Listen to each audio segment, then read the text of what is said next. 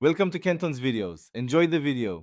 You start by confirming both the source and target spreadsheets are accessible. Make sure you have edit rights. Once done, choose one-way or two-way sync and define how to handle conflicts so updates don't overwrite key data. Now create a clear range with headers and consistent types. Next, enable the Sheets API or install a trusted add-on because that allows automated transfers. Finally, set a test row to validate mapping before you run a full sync. You map columns precisely.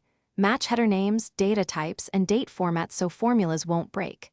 Then write an app script or configure your add-on to read the source range, compare values, and push changes. Include timestamps or ID for reliable matching. Once your script has core logic, add error handling and a dry run mode to preview changes without committing. Make sure to schedule the trigger frequency, minutes, hours, or daily, based on how fresh the data. You complete the process by running a full sync and watching the logs for mismatches, skipped rows, or repeated writes. Make sure to keep backups and use version history so you can revert if needed. If sync stalls or data appears wrong, check permissions, range addresses, and whether your script hit API quotas. Also inspect trigger settings and time zones. If a conflict persists, temporarily switch to one-way mode, fix data mismatches, then re-enable two-way syncing. Thanks for watching. Consider subscribing if we helped you.